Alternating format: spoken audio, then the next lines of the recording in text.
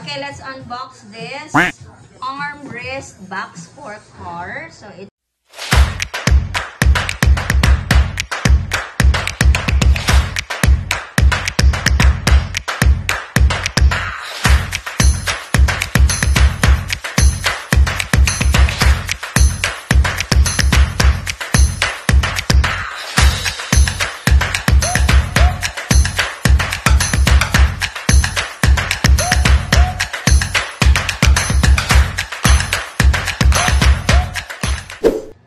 multi-purpose. So let's open it.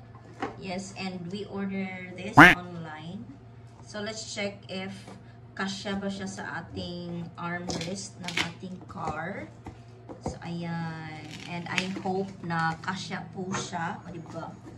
Okay, and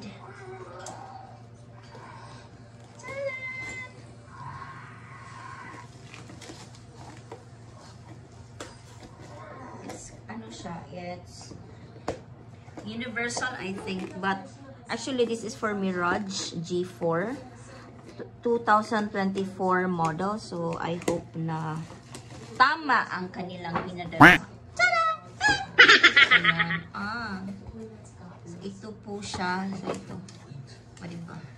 And I don't know how to install it, so tingnan natin kung paano siya i-install. So ayan, o diba? Parang ganyan siya. And then let's put screw. Ayan. And then this one. This is actually the armrest for the car. Maganda. Wow, it's cute. O, diba? Very nice. And then, okay, later let's install it. Alright? So, yan.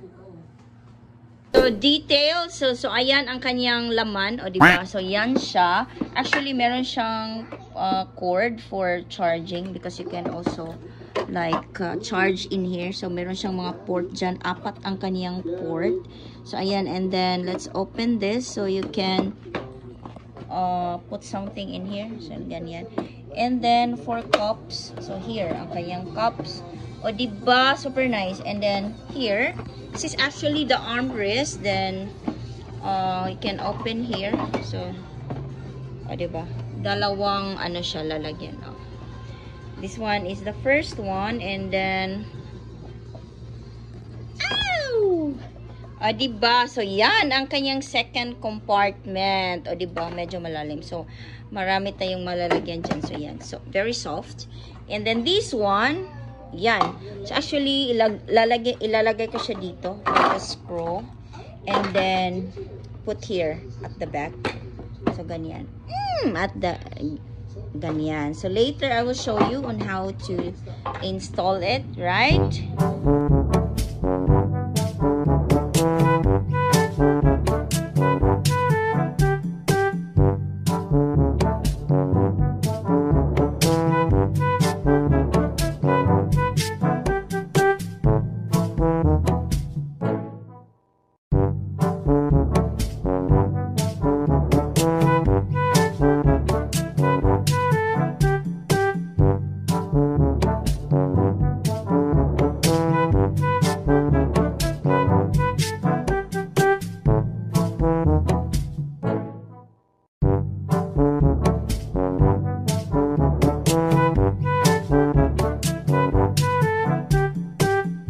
A few moments later. So, after putting the screw here, so attach na po siya dito. And then, napakadali lang po siya. So, ayan. So, i-attach po natin siya ng ganyan. O, diba? O, diba?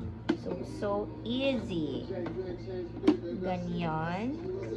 And, alright. So, ganyan. And then, pwede na po siyang ilagay doon sa ating car. Okay! Ano doon, like, para siyang lalagyan ng, ano, ng water. So, lagyan. And then, finish. So, diba? Super dali lang siya. And then, let's lock using this one. So, this is the lock para hindi po siya matanggal. Diba? Okay. And let's put this one in the car if kasya po siya. A few moments later. Okay, so let's try to put it. So, ayan. O, diba? So, yan. And that's it. So, very nice. Oh. Aww. Super simple. Okay.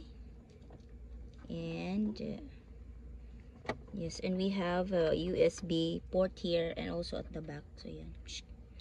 Pwede tayong charging dyan. Okay. Let's close it. And, that's it. We already have a armrest box. So, yan. Super ganda.